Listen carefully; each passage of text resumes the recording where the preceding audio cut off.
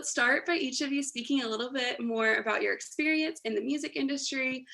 We can start with Carl and then Brandon and then Katie. Okay. Well, first off, I'd like to thank Texas State University and the School of Journalism and Mass Communications for having me. I'm honored to be a part of the 30th anniversary of Mass Comm Week. I'd also like to thank our moderator, Carolyn Biggs, and especially Jacob Justin for reaching out and having me. I'm happy to be here today speaking with everyone. So my career started back in the 90s.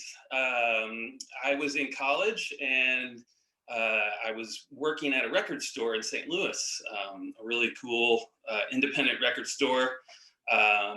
And while I was there, I developed a fondness for a record label called Relapse Records. It's based in Philadelphia. And I quickly took to their aesthetic and everything about their, their marketing and their bands and the music. And so it became one of those things where I was, one day I'm going to work at Relapse Records, And so I basically developed a relationship while I was working at the record store with the record label.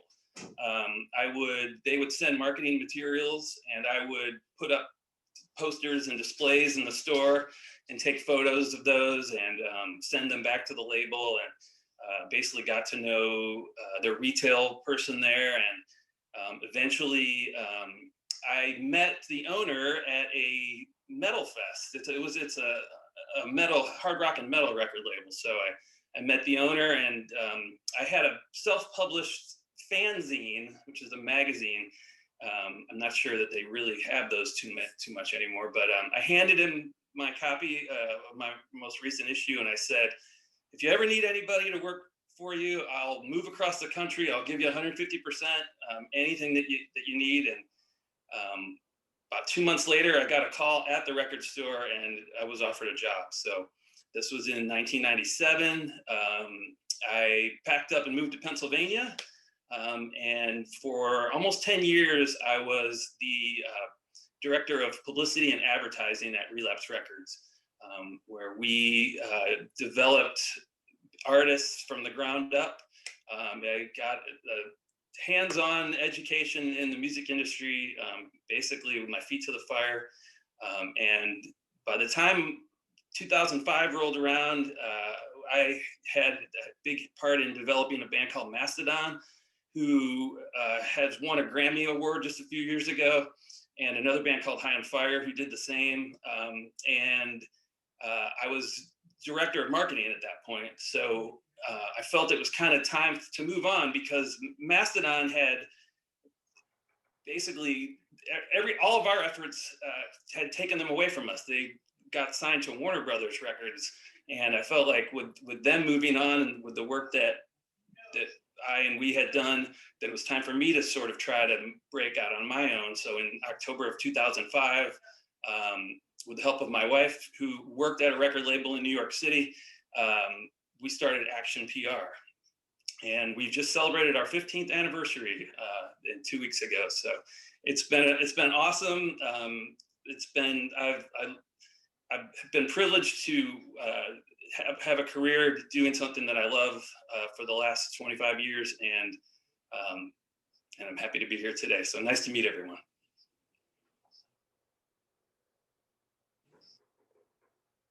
Awesome. So again, Carl, good idea to thank everybody. That's a good one. Thank you guys for having us. Again, Jacob Jusen also reached out to me. He's been very, very professional and letting me know when things are going down. But my experience is I'm starting, I think my perspective is we're in the very early stages of our career as Blevins. I'm in a band called Blevins with my two brothers, and we currently are doing this full time. We've been doing it for almost a decade now. I was like in 7th grade. My younger brothers were 6th and 5th. I was like, hey guys, I basically bullied them into being a rhythm section, and then here we are now. We currently are working on an album, 14-track album, and have about 13,000 monthly listeners on Spotify and a couple singles on there. So it's fairly early in our career, but we're really trying to do it full time, and we are doing it independently as well. So we are recording our own stuff, mixing, mastering, and distributing independently, which has led us to really dive into the industry, especially the modern day industry that's so fluid and transformative with the new technologies of social media and Spotify and all that. So yeah, that's, and as so far as I'm a promoter, I'd say we kind of help some of our friends on the local level with their events and just stuff like that. But I'd say primarily what I'm doing and what we're doing as a band is trying to make the product in the industry and see where it can take us. So very, very early in the process, but really excited to hear perspectives from all around. And thank you all for having me. That's what I'm about. I guess, okay, so thank y'all for having me. This is like weird because I literally was like in this same position a year and a half ago, because I graduated in May 2019. And I graduated and then I immediately started working in the marketing department for iHeartMedia. And there I got exposed to working with a lot of top 40, Billie Eilish, Lizzo, all those kind of people. And then like with a lot of people got laid off because of COVID. And I kind of went through this transition moment where the like industry that I knew had completely changed and it was gone and it's probably not going to come back in the same way that I knew it. So I had to like rethink what I was doing. And that's when I started kind of freelancing and running my own company. And from there, I've worked with We3, Bryce Tillerson, Young the Giant, kind of doing marketing and PR for a bunch of different people. And now I'm working as a marketing consultant for this Austin-based PR company that works with all the musicians there, like Shaky Graves. And I've kind of found that my heart is in the indie side of it versus the top 40. I really believe that like you should start at a local level with your musicians and help support them, and that's how it grows from there. But yeah, that's what I'm doing. Thank you all so much. So to start with our questions, starting with Carl, how do you choose the bands that you work with in your agency? Sure. Well, I mentioned working at Relapse Records, and we had a very group approach to the artists that we signed. We were very selective.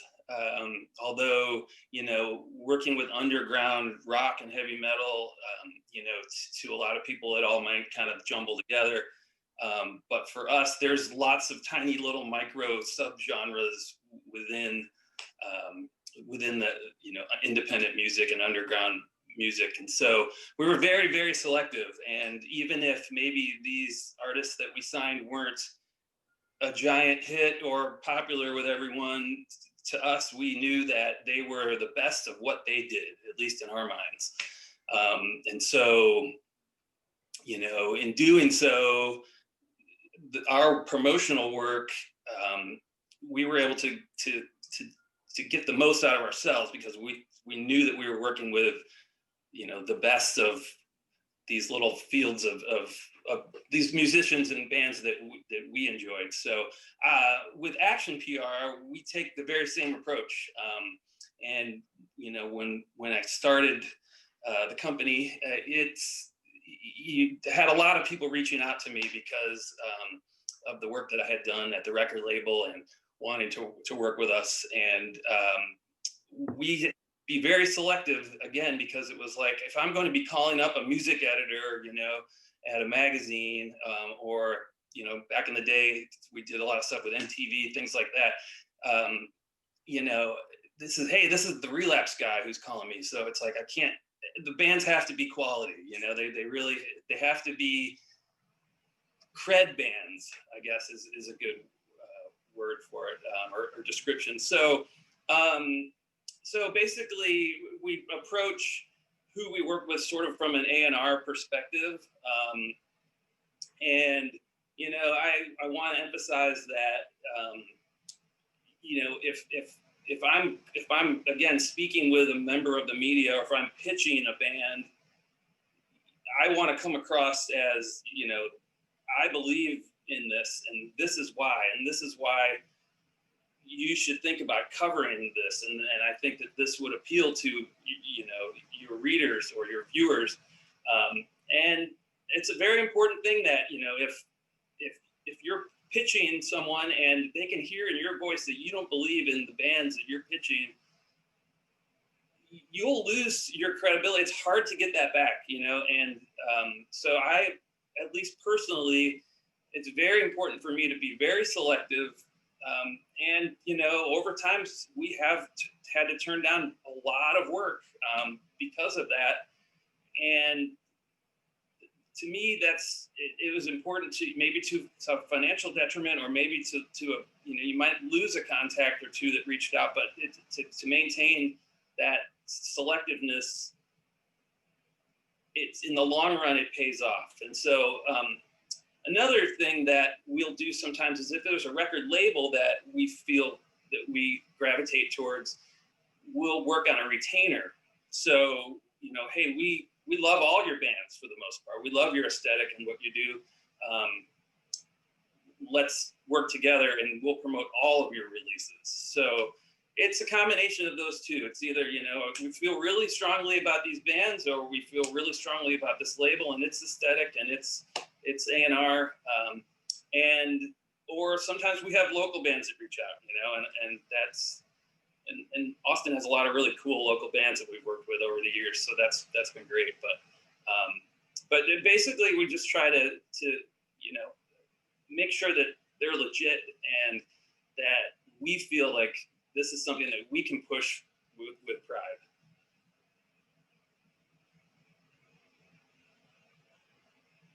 And Katie, you kind of touched on this as well. How did you with iHeartMedia kind of choose the bands that you worked with? Or with you?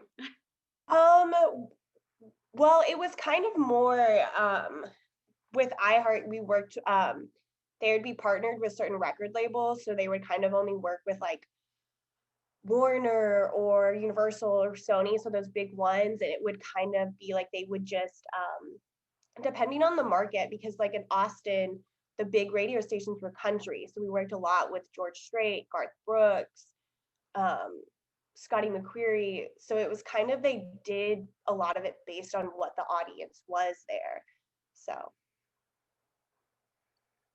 So Brandon, kind of going from that, how is it working with your family? Like, how does that dynamic work with your siblings?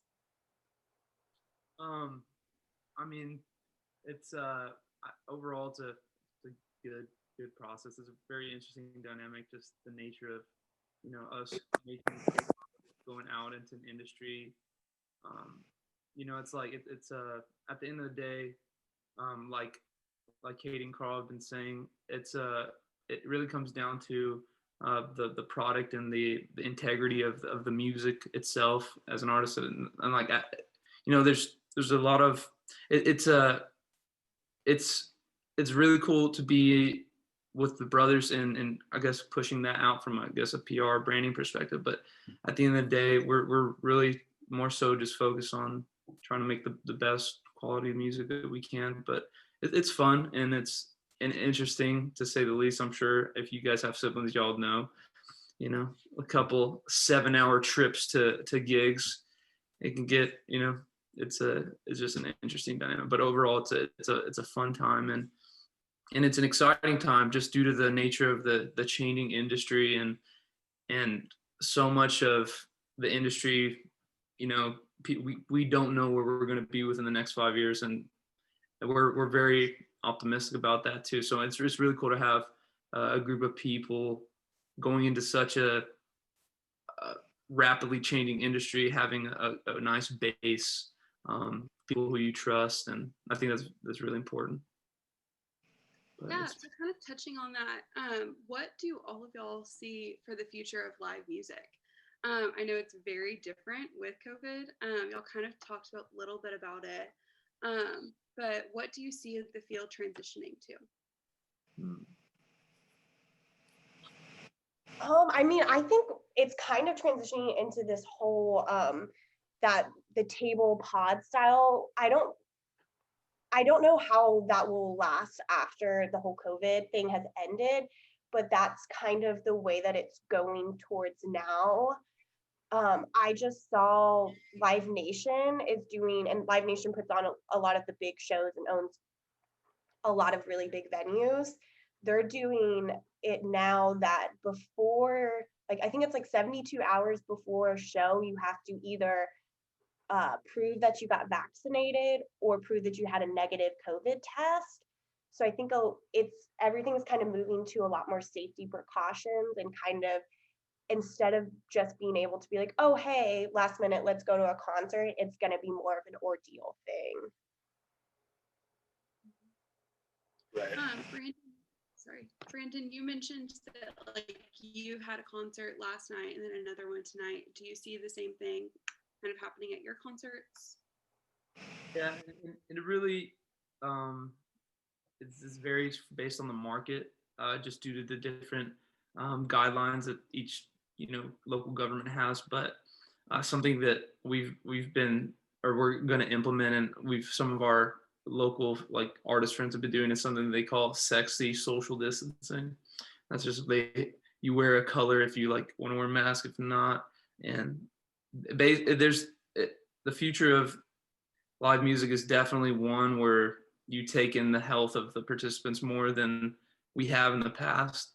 And it could take so many different shapes. It's really cool to see the innovations of drive-in concerts and different, like table events like Katie was saying. But one thing that I'm pretty certain of is whatever shape it takes going into the future is the demand of live music and festivals is going to be higher than I think we've seen in decades. So I'm really excited about that, and it's a really interesting space to be.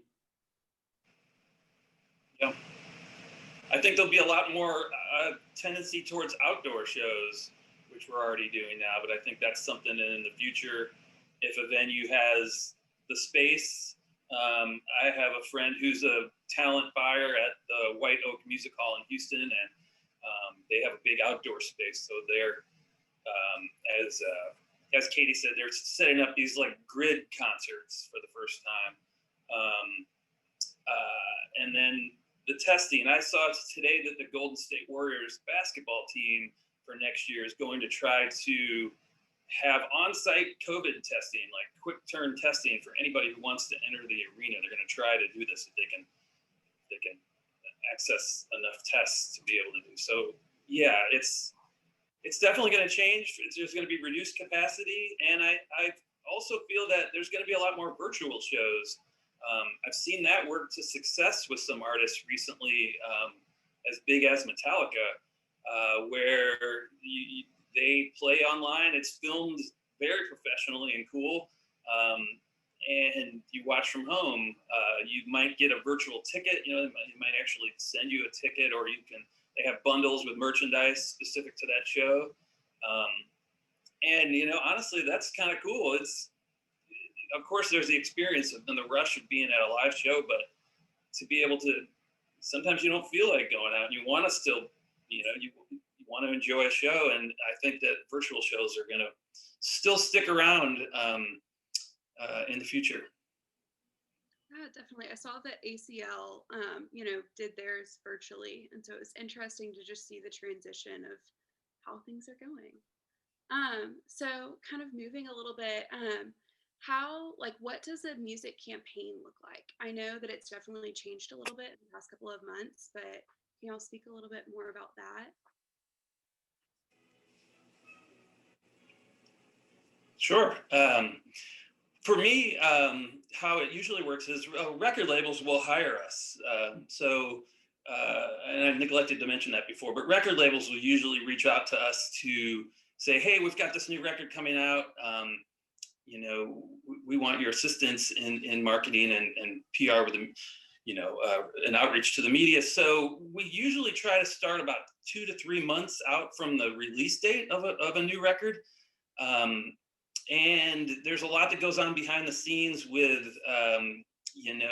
the marketing development before an actual press release goes out announcing a new record. So it's basically, the goal is always artist development and wide reach awareness. So there'll be, back and forth with the record label and the artist to create the messaging. The photo shoots happen and the bios are written, and then the announcements are made. So in the time between the announcement of a new album being made or a tour happening, and the date of release, what I do then is service the media with the music. And it used to be a lot more of physical packages being sent out. Today it's basically click here on this email and the bio and press kit and everything is online. You can stream or download. But I'll service music to the media, give them a few weeks to hopefully listen, and in that time, I always try to keep press releases out there or social media about things that are happening with the band to keep the name fresh on people's minds or in their inboxes, and then the pitching process begins. So it's using your established contacts to giving them a call, say, hey, did you get this record? Did you get a chance to listen to it? Here's what's happening, let's talk. And, your goal is placement, so whether it's a magazine article or a review in a Rolling Stone, or these days, song premieres are a big part of what we do. So we may roll out 2 or 3 songs in that 2 or 3 months lead time that we have, where we'll find a media partner, we'll pitch, hey, this is what's happening. This band is really making noise, and look, would you like to premiere a track online? And so basically it's to create as much awareness as possible, and before a street date or before a tour launch. And then oftentimes what we'd like to do is continue that beyond the street date. So if a band's working hard, if there's a lot happening, if there's videos being made, we can extend, to 6 months or 7 months or a year sometimes if the bands are working hard. So the harder the bands work, the more we're able to do. And in this day and age, it's a little different, as we've been discussing, but a campaign usually runs anywhere from 3 months to a year. And in that time, as a PR person, my goal is to create media awareness, build profile, and alert tastemakers to what's happening, and hope that we can create content. Thank you so much for that. That's so informational, that definitely good to know. So switching it up to Brandon, what is the process between flipping back and forth between music and promoting your band? Is that a difficult process? It definitely is a process. I wouldn't say difficult, but it does require a lot of work. Just being in the independent space that we are, and trying to scale at a level of pop culture that we want to, but still maintaining independence. It's wearing a lot of different hats. We'll be in the studio for a whole day, just recording our music, and then once that's over with, we go online and start promoting social media, and we have some local promoter friends and a couple of marketing people that we consult with, that they give us good info and strategies of how to get the word out there. But it's I think as an artist in this day and age, it's a pretty essential skill set to know just how to get the word out. And it's really not too difficult on social media if you're consistent, and if you're and if at the end of the day, before anything else is the product of the music and the performance and the recording of it, and that's what really we build off of. So if we have confidence in that's performing, and then we're connecting with our audience on an organic level, then it seems that the audience can feel the I guess you could say the intention or commitment of the music, and you don't really have to do a lot of convincing. I think if you let the music speak or if any business, you let the product speak for itself, that the consumer, the audience will respond. So it definitely is, working multiple different hats, communicating with even venues, of collaborations in terms of their socials and their marketing plan, their marketing budget. But it's a really good skill set. I think that anybody who's trying to do music nowadays, whether you like it or not, there's this amazing tool of social media, and the internet is here. We're not going back, and you just got to adapt to it, and it's that's where we are in that space. Definitely. So Katie, you mentioned your involvement with iHeartMedia, and then I noticed that you also worked for C3 Events and just have so much experience. Can you talk a little bit more about that experience and kind of how you got those internships, jobs, all of that? Yeah, so all of those jobs, I will say every job I have gotten has been through networking. It was always how I got my job at iHeartMedia was, funny enough, I went to a show and I was standing next to a guy who me and him ended up becoming friends. And then he was like, hey, they're looking for a person for this job. I'll recommend you, and got that job. And then when we were working at iHeart, my first job that I worked with C3 was Austin City Limits. And pretty much my job there, which was the funnest job I've ever had, was I drove around celebrities in a golf cart the whole entire weekend behind the festival. That I drove around Billie Eilish, all these people. And how I got that job was they emailed my manager at iHeart and was like, hey, we need people for these jobs. Do you have anyone to recommend? And then she recommended me, and then it kind of just spiraled, because then I started working for a lot more festivals, worked with Electric Daisy Carnival in Orlando, and all of those were through networking and referrals. So how, still asking Katie, so I noticed that you've kind of gone out and like done things on your own since COVID. Mm-hmm. Can you talk about that decision and like how you created that brand for yourself? Yeah, so that was kind of how that started.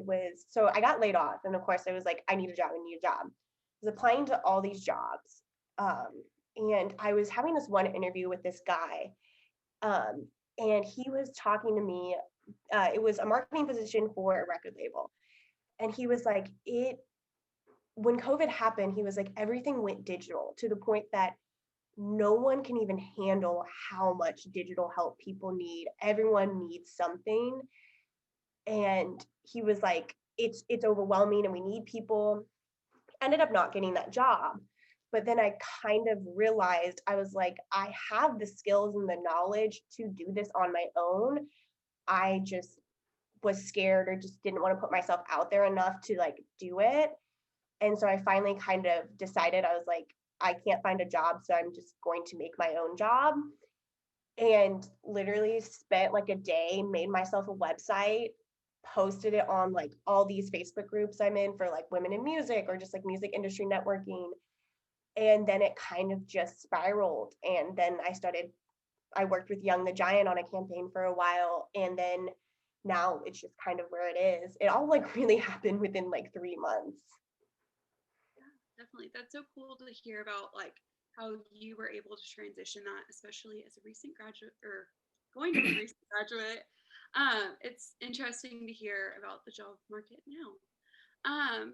So to all of y'all, what do you think the music industry, like what makes it so different than promoting anything else? Especially to Carl, I know that you are in music and food. So what kind of makes you so passionate about music and just kind of keeps on bringing you back? Oh, wow. Well, you really did your homework. Yes, my wife and I also have a food PR company called Nom Nom PR. We help restaurants and chefs here around town, and so that's been really great for us and rewarding. To me, music, it's a very visceral experience, for humans. It's a rush, and it's something that's easy to gravitate towards. It's an escape.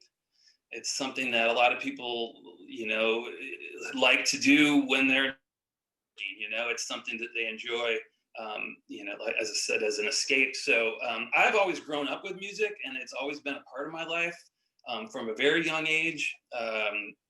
My brothers and I used to make guitars out of cardboard and mime in the basement, to our favorite bands. And again, in college, I worked, I did internships with record labels. I worked at a record store, and but I think as a publicist, it's easy to get people excited about music, and they're already excited about it. So if you're telling them, hey, this tour's coming to your town, and this is going to be a really big deal and a fun package, and something cool for the city, it's not difficult to get a music editor at the Austin Chronicles of the world on board with some, with coverage, because they're already excited about it, so you're just kind of providing them with the information to help, facilitate coverage. Music is, whether it's from TV commercials every day, or just, you're in the back, you're shopping and there's music in the back, it's a part of everyone's life. And it's undeniable. So it's exciting, and it's something that is very, very easy for humans to gravitate towards. And that makes my job, easy in that regard. It's not an easy job, but it feels like it at times. Also, it's very rewarding to work in the music industry. You're helping artists to develop their careers. Hopefully, when I mention artist development, that's, from the ground up, from a band just starting out. You really try to help build them and help them along the path of their career. And when you're able to set up an interview with a band or an artist, and then a couple weeks later say, hey, here's the cover story, look, or here's your little spread on the inside of the paper, it's rewarding. You're helping others, and it's a pleasure. It's anyone who I think works in the music industry or is able to do it for any length of time would probably say very, very similar comments. Yeah, I would say, like, when I thought about my life and like what I wanted to do, I was like, the thing that like I think about probably at least like 2 or 3 times an hour is, what song am I listening to? Like, that is the thing I constantly think about. And so I was like, yeah, I can't live without music, so I should just turn my life into it. And that's kind of what I've done. And I think what's interesting about the music industry too, and what makes it so different than any other industry, is that kind of at the end of the day, you're selling a product that people are consuming for free, because you can go and listen to music for free on Spotify or anything like that. So you have to be a really creative with the way you get people to want to listen to your band or whatever artist you're representing. And that's kind of what makes it fun too, is that you have the ability to be so creative with a lot of your pitches or who you're reaching out to and stuff.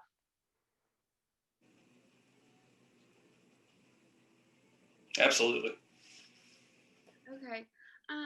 And then I just have 2 more questions, but what are the best ways to get involved in the music industry? Katie, you mentioned like networking was huge for you, but are there any other like recommendations that you'll have to students who are trying to get into this field? I would say the best like way to do it is to really like get involved in your local music scene, whether it's going to whatever like coffee shop or venue does like free or like live music on Wednesday, and like just start talking to people. I think that KTSW is a really good place to start. That's something I wish when I was in college I would have gotten or done, but and anything to like just really reaching out to people and making connections, and like whether it's like your local band or something like that, just talking to them, it helps. Yeah, I absolutely agree. It all comes back to networking. And my story was a perfect example of that. And it's a continuous process. You know, as a publicist, you're all day is networking. You know, you're building on your contacts. You're finding new contacts. There's always new outlets and new media that is evolving. And you know, it used to be more phone, which I think was, and it still is phone, but it's a lot of email now. But it's letting people hear your voice. You know, it's growing your database. You know, I can't stress enough the importance of a database with music promotion. You know, look and see who's writing about music. Track down them on LinkedIn or on websites. Find their contact info and reach out to them. Build a database. The database is always fluid. It's always growing and evolving. Writers are dropping off and doing other things or being let go from papers. Folks are coming up in new media in the world, and I can't stress the importance of a database enough. I also think perseverance, drive, and determination are of the utmost importance. If you know what you want to do, or you have an idea or an inkling of what you want to do in the music industry, get to know the place or the places where you be a fit or where you desire to work, and then get to know the people that work there and what they do and their aesthetic and how they present themselves. And then you know, if you do secure a position with a place that you've always wanted to work or within the industry, then your goal should be to grow that position, not just be a plug and play. You want to take the opportunity that you have and grow it so that it's like, hey, look what this person has done with what we've given them. So it's perseverance, drive, determination, and as Katie said, networking is very, very important. So Brandon, from an artist perspective, what do you have to say on like getting involved in the music industry? You know, networking is definitely a big part of it. But I say, you know, from a creator's perspective, you really have to, at the end of the day, the music industry is all revolved around how these sounds coming out of the speakers are making the audience feel. And if they want to share it with people, if they want to connect their own experiences to that song or resonate with the experiences of the artist. So I really think that it's as much as there is the social media PR aspect and branding aspect of it all. I think if you're a artist and product maker, it really at the top of the hierarchy, I think, is the quality of the music.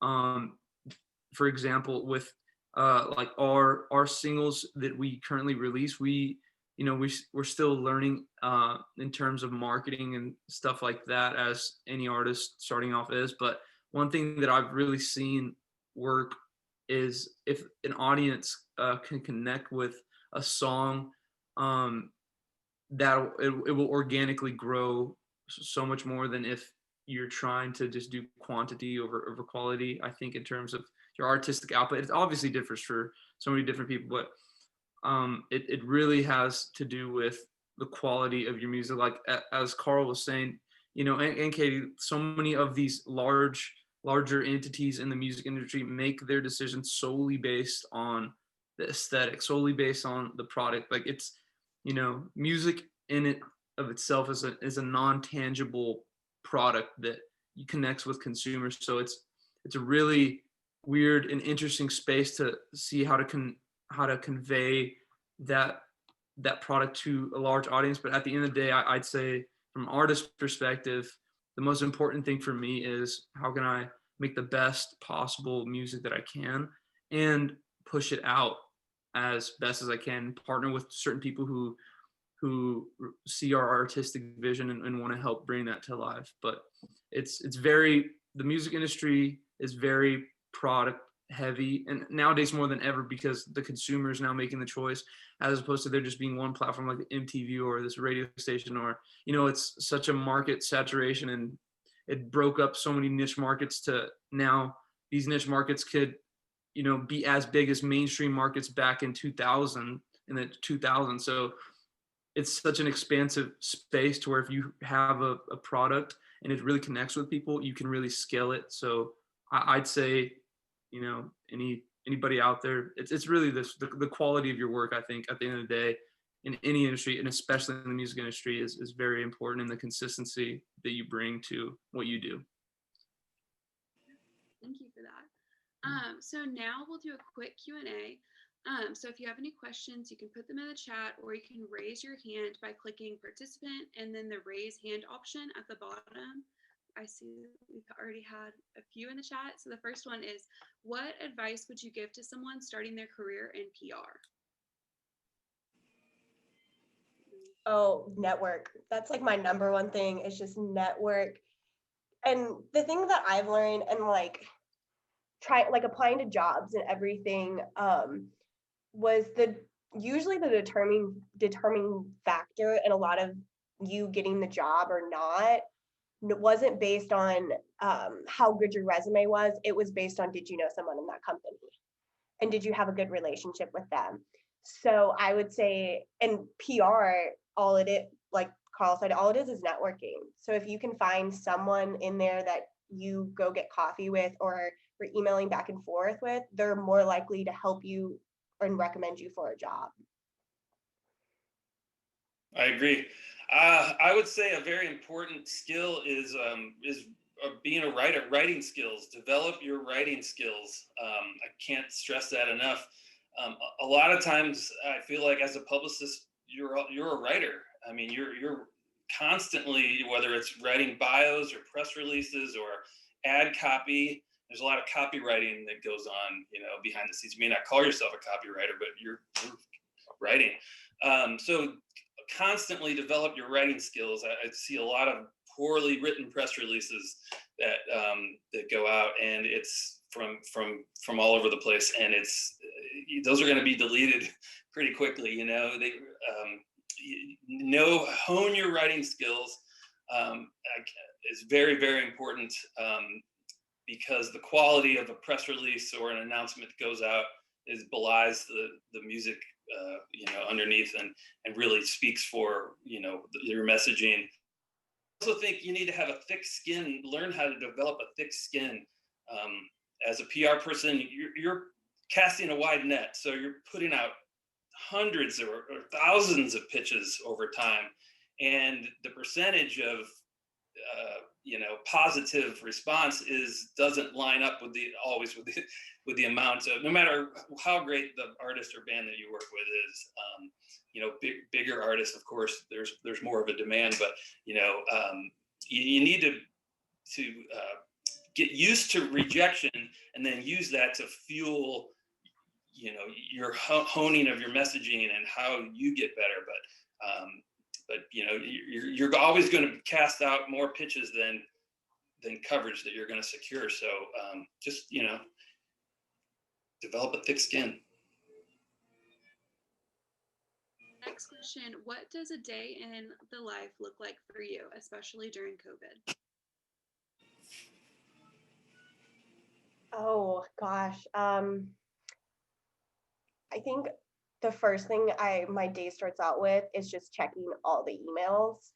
A lot of the clients that I work with are based in LA, so they're 2 hours behind. So even though I'll stop working at 6, they won't. So I'll wake up to like 10, 15 emails of going through it. And I work from home, so a lot of my stuff is just waking up, getting out of bed, walking over to my computer, and starting work. And then what's hard about working from home during COVID is that like whenever you go to an office, you kind of have like a dead stop. Like everyone, okay, leave the office at 5. Well, I don't have like, I leave and like go sit on my bed. So I don't really have that time differentiation of like, when do I stop working?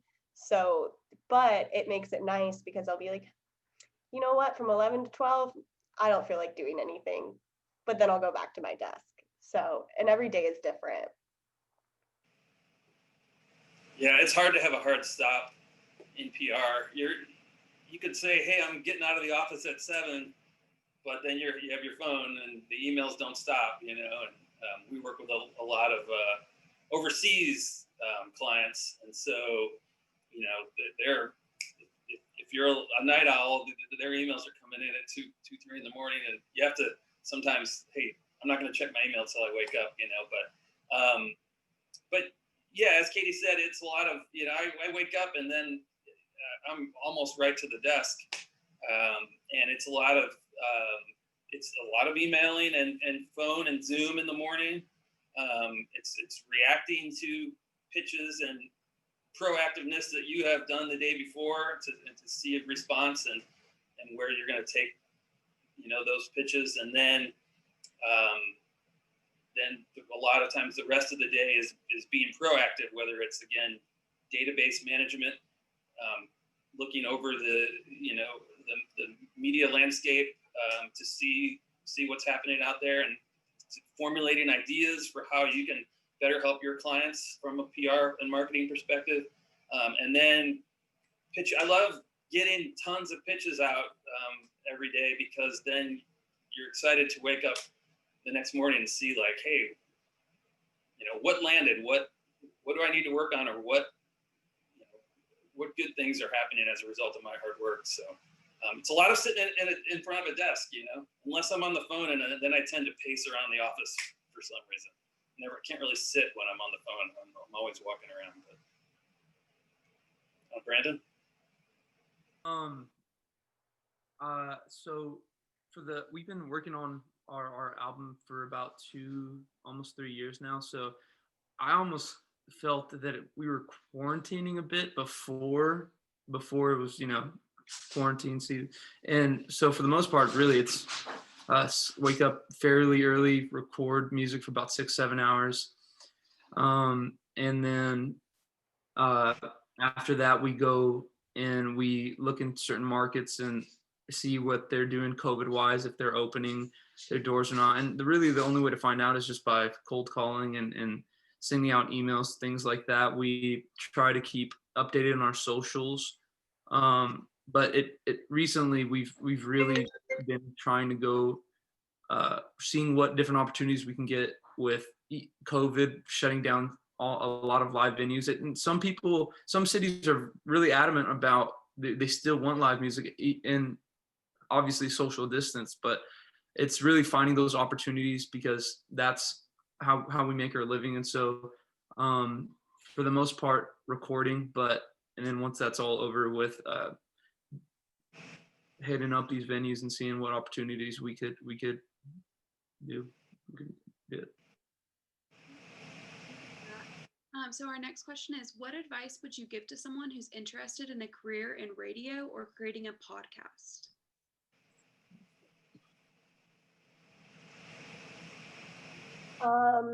Radio is a very interesting thing that's happening right now, because it is going through a transition period, just like the music industry, because people less and less are listening to radio.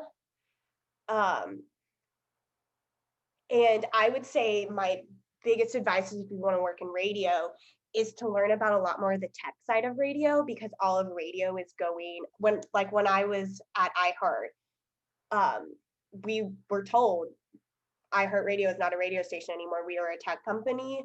And so they're working with a lot more of that technology and all of that stuff. So learning more of the technology side of radio would probably best suit you.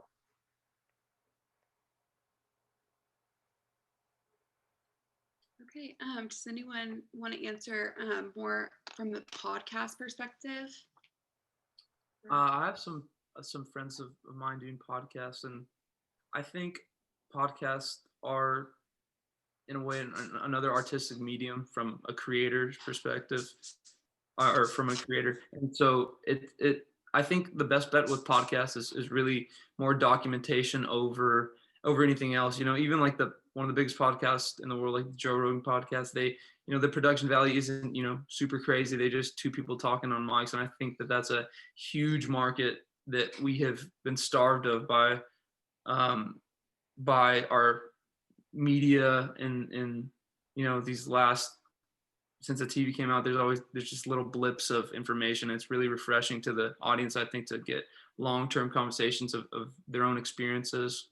And the podcasts that I've seen and people who do it, who are successful, really just communicate their own experiences and their truth, and document over produce, I think is the move for podcasts. Definitely. Well, thank y'all so much. This has been beneficial for me, and I'm sure so many other students listening. Thank y'all so much for participating in Mass Comm Week. You can watch this session and so many others from the week at txstatemcweek.com. Thank y'all so much. I appreciate it. Thank you, Carolyn.